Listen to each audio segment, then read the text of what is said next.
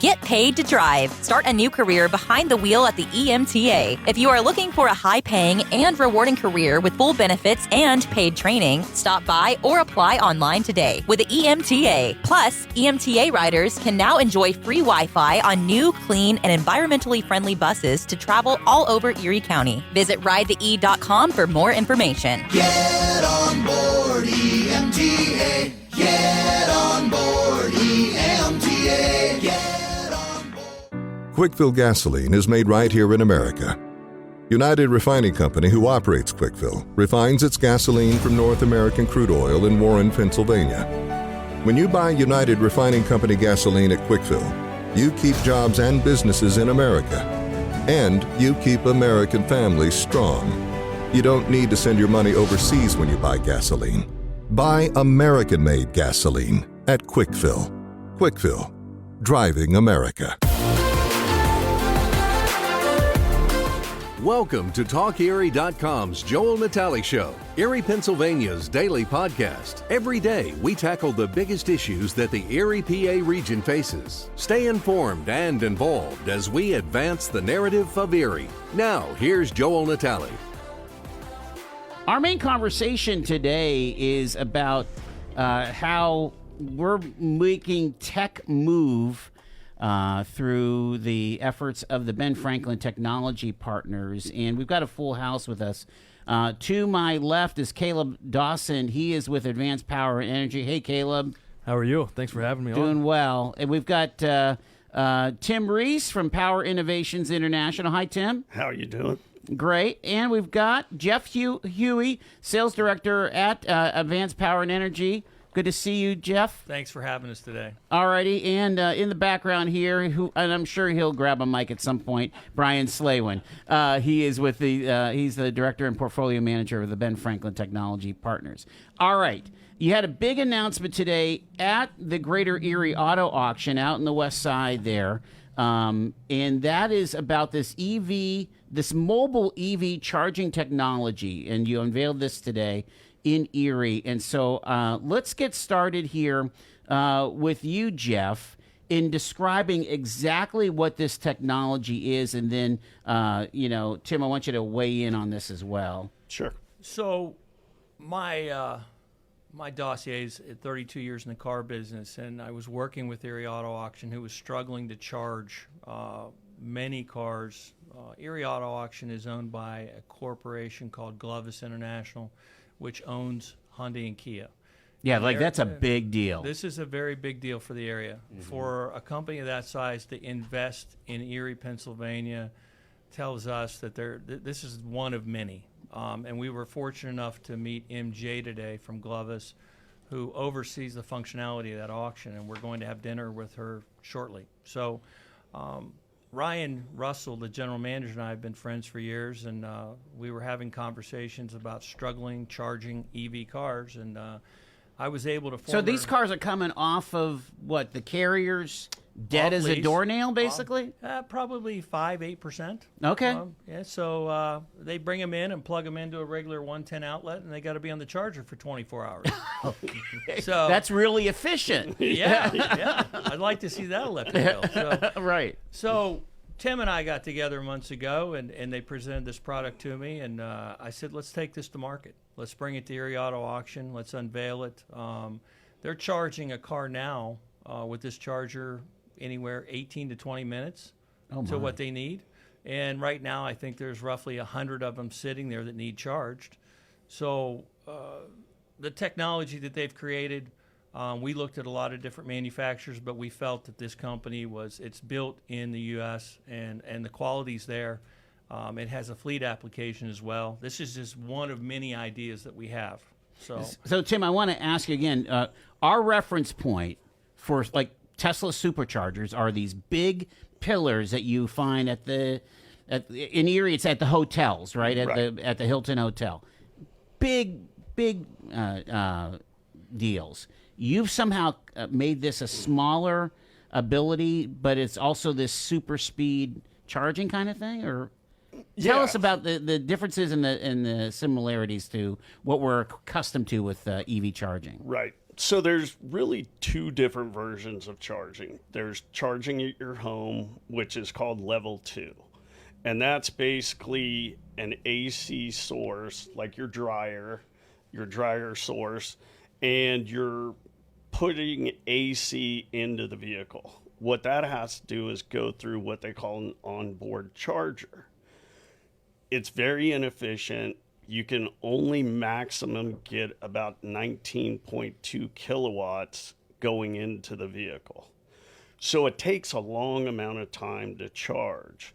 What then the secondary portion and what Tesla does and that Power Innovations does is we build a product that's a DC level 3 fast charger. And there's a lot of different kilowatt levels that you can do. From 30 kilowatts up to 350 kilowatts. There's not a lot of cars that can take a full 350 kilowatts, but as the U.S. always does, bigger is better. Yeah. So I thought our transmitters were big when they had a constant demand of 10 kilowatts. Right. You know what I mean? Oh, yeah. I mean, a big FM transmitter, right? Yeah. So these DC fast chargers actually bypass the onboard charger, so you don't lose efficiency. You're going directly into the vehicle's battery. Okay. So you can put more power directly into the vehicle battery because you're not going through that onboard charger. So you can charge at a lot faster rates. And like Jeff was talking about, that a regular level 2 charger, you're on that thing for 24 hours to charge it because you're going through all the OBC. But with the level 3 stuff, you go directly to the battery. Glovis or Greater Erie Auction can get a vehicle to that 30% that is needed in about 20 minutes. So you can move more vehicles, you can charge more vehicles faster, and for an auction, hugely important. Yeah, it'd be like filling up the auction car, the gas car, to about a quarter of a tank, right? That's correct. That's Yeah. correct. So I mean, again, and that's what you want when you're showing the car, and then whoever's buying it at auction puts it on their carrier, and away you go. That's correct. So when did this idea bubble up? Has it been around for a while? So the whole DC charging aspect has been around for a while. Tesla has been really the benchmark. Okay. Because of reliability. But Tesla also had an advantage. They had one vehicle type, a Tesla, and it always worked with Tesla supercharger. So they had this really high bar of reliability that was very hard to get to. And now you've got a lot more vehicles coming out. It's gotten to a place where EV adoption is still on the rise. Everybody will say, oh, well, EV is waning. Well, it's catching up. Yeah. I think everybody jumped into sort of the EV market a little blind, if you would. It was, all right, everybody's got to go EV. But the technology is now catching up for charging, for vehicle interoperability, for the ability to charge with a mobile unit. And our big differentiator with the product that we brought out with AP&E is we're not reliant on a 480 volt 3-phase input, which most EV chargers out there are. Our unit will take a 240 single phase at a lower kilowatt level, a 208 243 phase up to 180 kilowatts, or you can go in with a 480Y if you have that. So we give a much more flexible aspect to getting an EV charger in the ground or rolling around a fleet or an auto auction much easier than a lot of the other manufacturers out there. I just got to say, I'm like totally incredulous of the kind of numbers that you're talking about. 480 volt service. You mentioned it off air. People can't get that. No. The grid is barely ready for that. I'm wondering how many 480 services are in the downtown core here. You know what I'm saying? Yeah, probably not many. Yeah, and it is probably not a lot. And that's where we can come in, as long as the building or facility has enough 240 power already. Okay. You can hook up to that infrastructure without putting a step-up transformer in, which can cost you $10,000 or $15,000 more than the actual charger. Yeah. And get up and running very quickly with a lot less infrastructure. Do you think that a possibility, I'll ask Caleb this, do you think there's a possibility for this technology to come to a place where the corner lot, the dude with, a dozen cars on his lot, which maybe he wants to specialize in EVs, for example, that he could have one of these so that he's keeping things moving as he's showing his cars? Absolutely. I mean, this gives the opportunity for level 3 fast charging without a stationary unit like we were talking about that is usually at least triple the price of what this mobile unit is.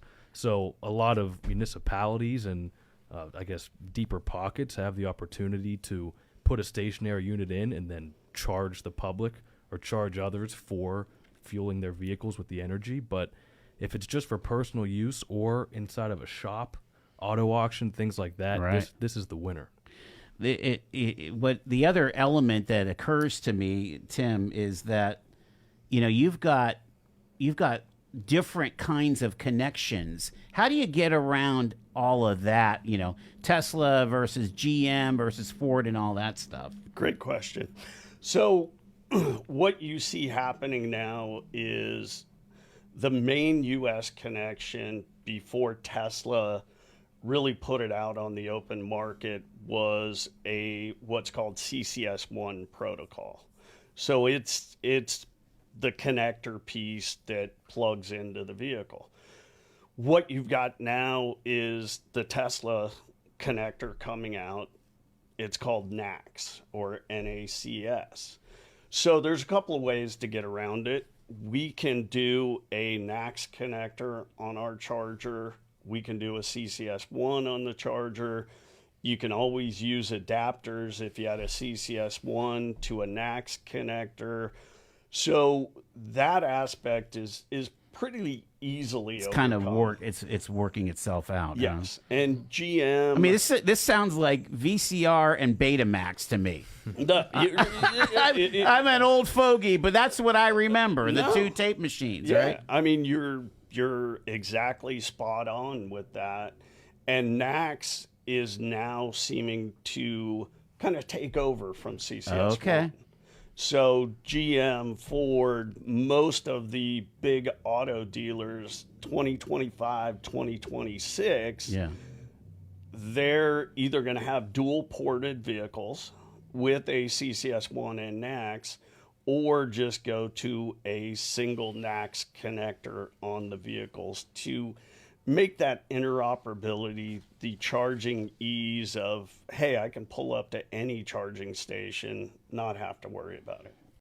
Kind of investigating the jobs of today and tomorrow, and they're centering around high tech and energy. These are really important conversations to have. We have Caleb and Jeff and Tim here with us as we talk about this big announcement today of a groundbreaking mobile charging unit for electrical vehicle and industrial applications. It is the Advanced Power and Energy, which is based in Crawford County, in partnership with Power Innovations International.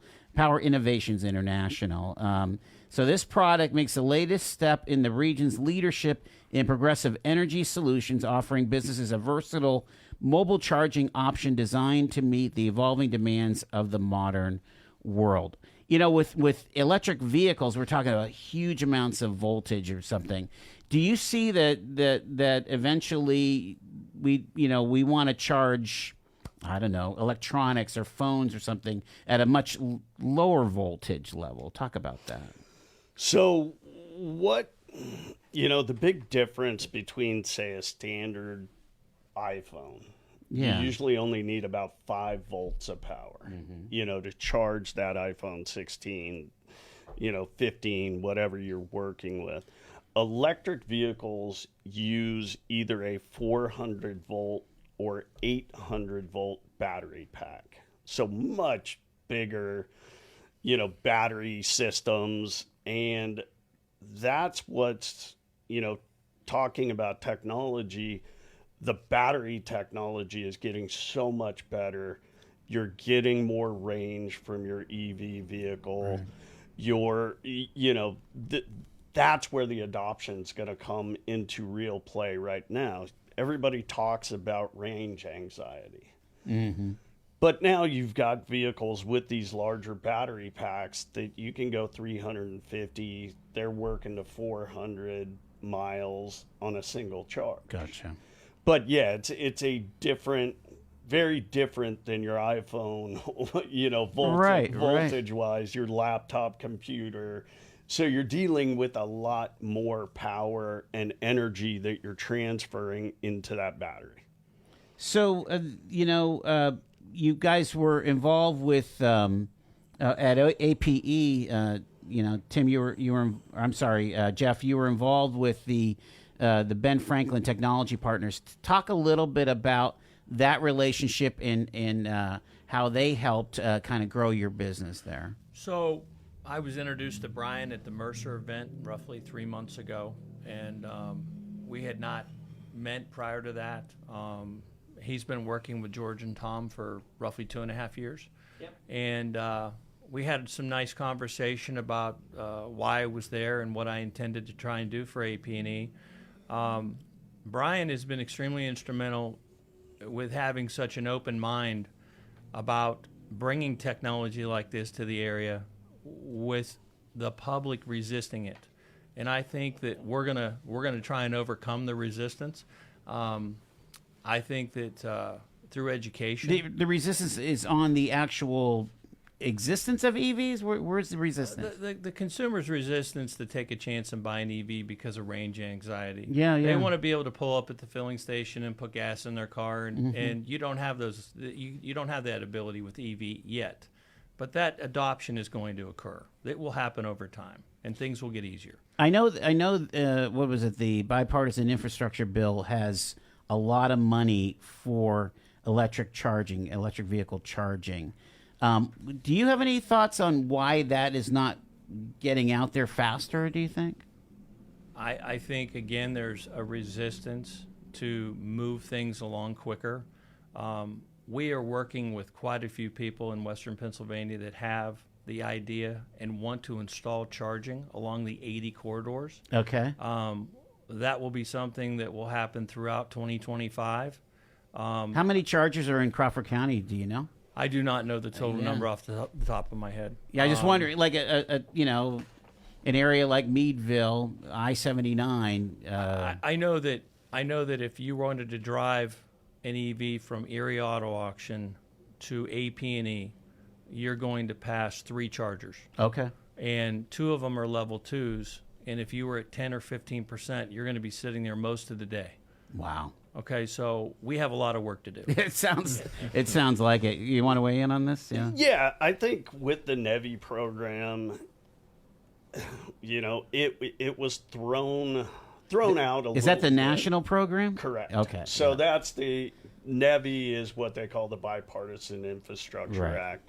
So when they put that into effect, I don't think it was thought out enough. Yeah, I think we had one announcement in Erie County. It was out of the TA in Harbor Creek exit, right? You know. Yeah. I mean, we're there's it's 280,000 people in this county, right? So. Right. And it's starting to pick up a lot more traction, a lot better traction. The money's starting to flow a lot more. Okay. So you will see a lot more of these corridor projects really get funded and start to take off. Right. Because, the adoption rate in larger markets, in a Buffalo, in a Pittsburgh, in a Philly, is much higher than you're going to have in the smaller markets, especially up in the snow belt up here. I mean, there's just a lot more skepticism. Right. But we have auto clients that every one of them has superchargers. Know.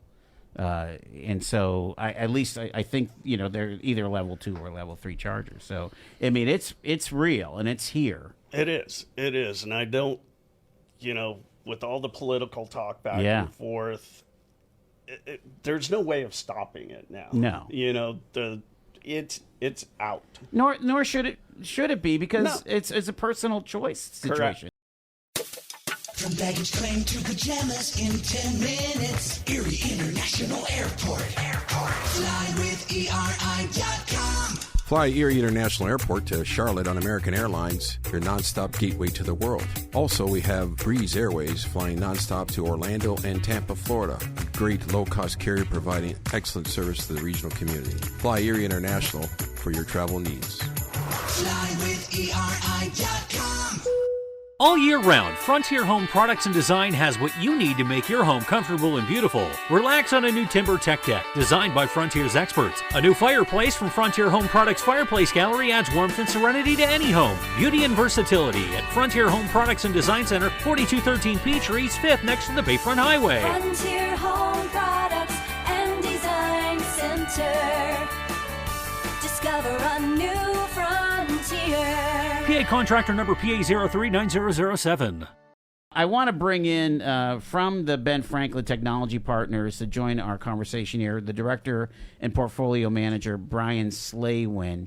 And again, we talk a lot about jobs and moving high tech forward. Can you talk about this strategic partnership between Advanced Power and Energy, based in Crawford County, and Power Innovations International, who are creating this new product here? Well, and the Greater Erie Auto Auction, which is where this announcement today of this mobile powering system was created. They're really building something that I refer to, the industry refers to it as charging as a service, right? So you have software as a service, food delivery as a service. This is charging as a service. So you want to bring the charging to the vehicle that needs it and do so quickly so that they can move the car from their indoor to their outdoor and get all the financial paperwork taken care of. This is, as Tim was talking about earlier, this is EV is here to stay. Right. It is challenged a little bit by consumer acceptance because of range anxiety and some of the other, ROI issues that you have when you switch from, you've been driving since you were 16 and you know how to go get gas right? But this is different now. So now you can charge it in your garage at night.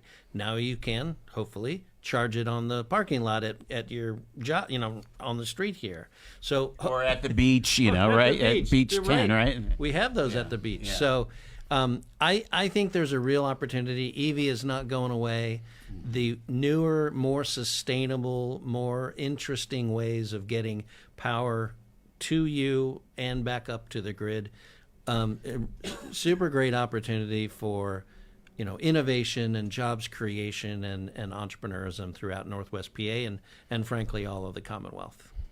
And so when you guys are deciding to make these big bets, because you made a pretty significant bet here, you're looking at the trajectory of this technology and you're seeing green lights. Yeah. Well, it's always the team.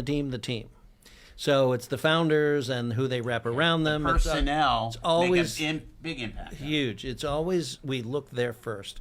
And then based on what they're telling us, we then look at, okay, well, is this market what they're actually saying? Mm-hmm. So we believe, even though, Hertz had some issues and there's some other companies and rental companies that have had some issues, we believe this is here to stay. Yeah. Now, not only for autos, but broadly, right? You could put a solar cell or a solar, what you call them, the thing on your roof. You could, solar, right? You could do that today, right? Sure. And you could given the right scenario, actually be making money by putting power back into the grid. A lot of the electric companies have gone to a displaced model where they're not the only generator of power. They're actually moving towards a distribution model where give us all the power from all the places and we'll send it out and get paid for that. So that's a really interesting opportunity that we see. Again, companies like Advanced Power and Energy are starting to take advantage of what's new, what's sustainable, what's innovative about energy, power generation, and distribution. And that's where we're putting our capital. Let's talk to Jeff here, because I feel like you had to have the confidence in Ben Franklin to kind of pull this together, right? I mean, it was a confidence in Ben Franklin, a confidence in George and Tom, the co-founders of AP&E, to really listen to me and believe that I could do this. Again, had I not met Tim, I'm not sure I could have pulled this off this year. I'm not sure we'd be sitting here. But George and Tom flew me out to Las Vegas to the ACT show, which is where I met these guys. What does that stand for? Caleb, why don't you talk about the show? ACT? Yes. ACT is every year. What does that stand for? Advanced Clean Technology. Okay. And so it's pretty broad. Yeah, and it's large. It's all the big players are involved with ACT, from manufacturers, vehicle manufacturers, to charging manufacturers, Volvo, Daimler. Everybody who's involved with electrification is involved in that event. It was in Vegas this year. It's moving back to Anaheim next year. But it's just an opportunity to get all the players under one roof and hear about what's happening around the country with electrification. And we had the opportunity to run into PI&I and find out some of the technology that they had in their R&D department. And Jeff had the idea to latch on and hear more about what they were creating, and we found some common ground to spread this product across the country. I mean, PI&I is based on the West Coast, right? And one of the big ideas here was, how can we involve their technology and bring it from west to east and sort of fill the gap of electrification that's in the northeast of this country. Explain that what you're calling the gap. You're saying charging stations are lower in this part of the country than, let's say, in LA, or is that what we're talking about here? Absolutely. All right. Yeah. So especially on the West Coast. I mean, the push for electrification of all kinds was a lot more predominant. You just got that vision of, in Orange County, it's full of electric Priuses, right? Or something. Yeah.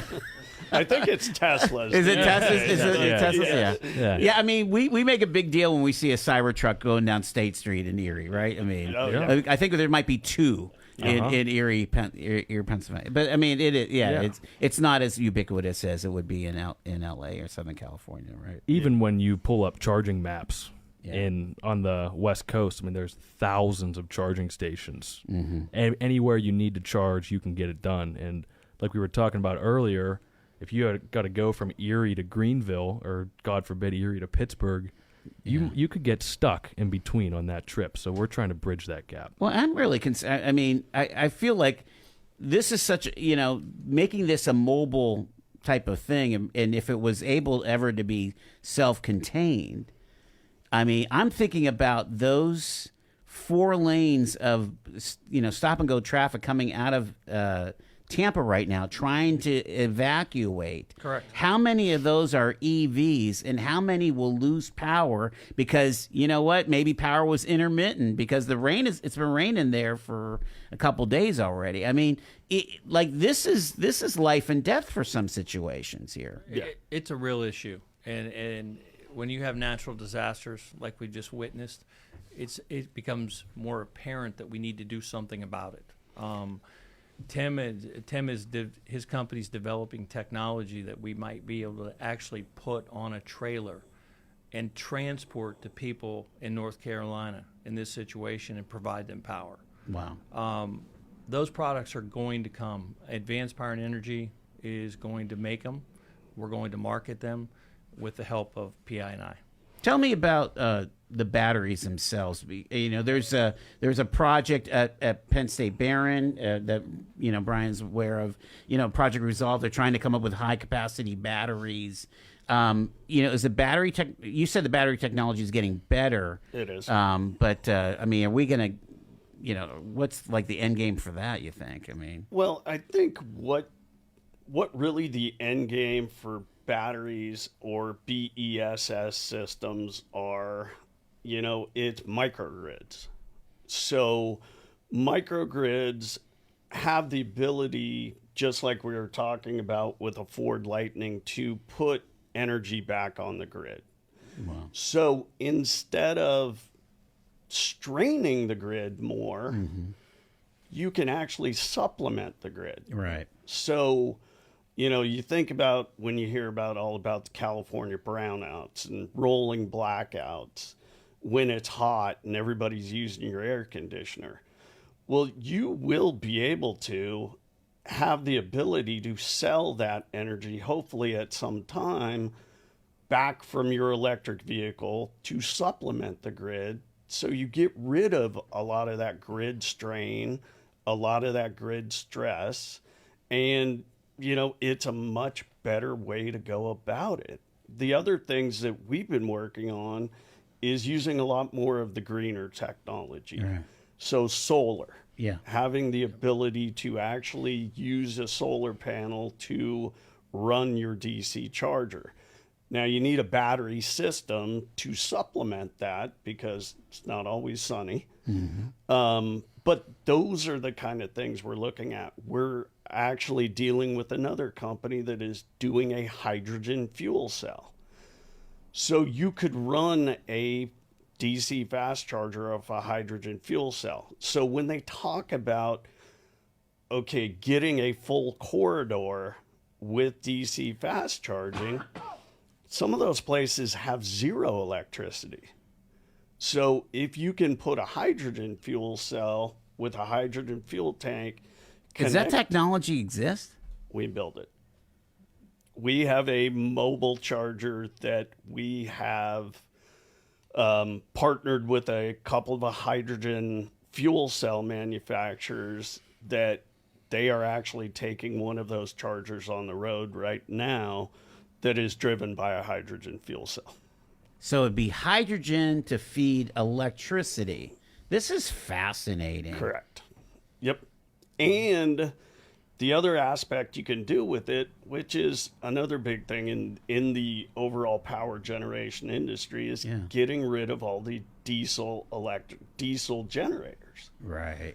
So you could do a AC generator set using a hydrogen fuel system to get rid of diesel. All right. We talk a lot about economic development and jobs and things, and I want you each to weigh in on, what you see are employment opportunities and what kind of workforce will you need and what kind of jobs we could develop. I'm going to start with you, Caleb. You're the young guy. You got a gig right out of college in this high-tech world, right? It's a high-tech world, but we were talking earlier today, it's the fastest and slowest moving industry you can be a part of. It's a paradox and an enigma all rolled up into one. You have new technologies and innovations every day, it seems like, but the partners and people that need to make that happen are hesitant. And we sort of feel that struggle. Well, you have this huge legacy, of a utility that's built their infrastructure over a decade or a century or more, right? Especially in this area. Sure. We in Crawford County started rural electric co-op, right? That's how long we're talking here, you know? Yeah, and you're going to need people to hop on board and understand that the energy moving forward has to be diversified. Yeah. And that's the big push, is we're not going to be able to make it the whole way possibly to an electric system, but we're going to have to find a way to be able to couple that and to use the resources around us to diversify and strengthen our infrastructure. So one of the big challenges is you've got to have people who know how to do this or repair it or install it or put it. So Advanced Power and Energy, Jeff, talk a little bit about the relationship that you're creating to support all of these installs and all of this new tech. So, along with the idea of the mobile charger, bringing it to market, eventually it's going to break, and you need somebody to repair it, right? So, another relationship that I was introduced to with AP&E is Laurel Tech, and Laurel Tech actually is coming to AP&E tomorrow morning to meet with Tim Rees from PI&I and also Brian, and we're actually going to offer Laurel Tech a charger to start a program to where they can. I've given them a couple ideas to create a curriculum to develop charger repair people. It's going to be a necessity. They're doing it in the South and out West, and I don't know of anybody that's done it around here. And again, we want to be innovative. We want to get ahead of it.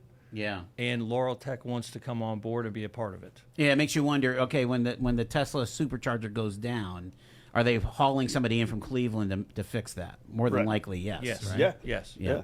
Weigh in on this workforce, jobs availability, economic impact. So I think what the economic impact for just the overall electrification, it is like Jeff was speaking about. You're going to need people to be able to work on these electric vehicles, work on these electric chargers, installers,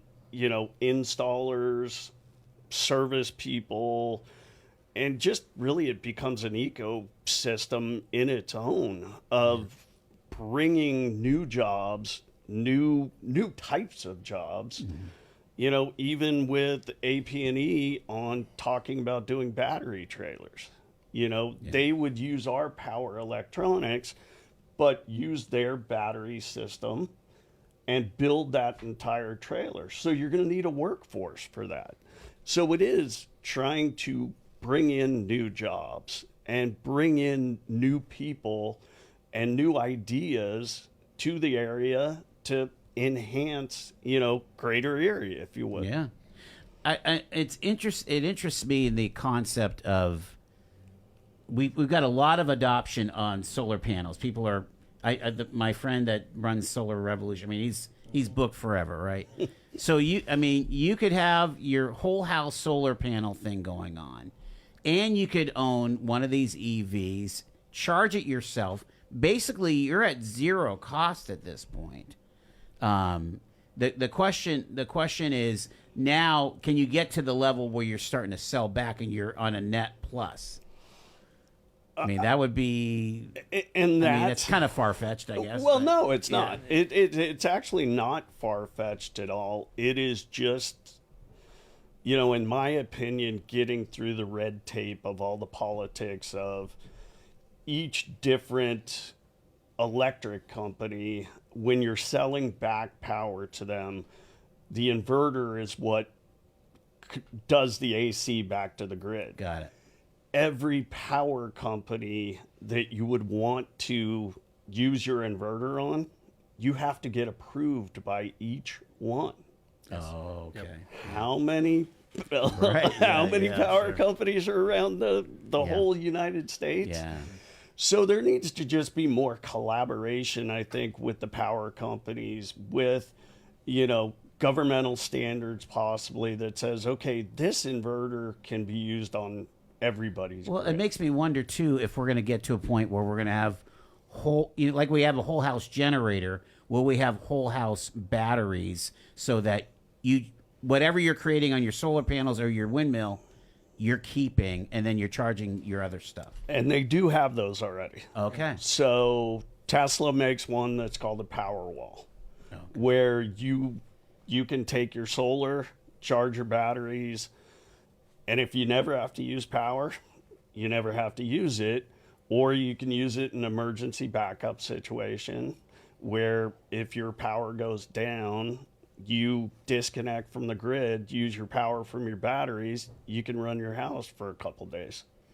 Pretty remarkable.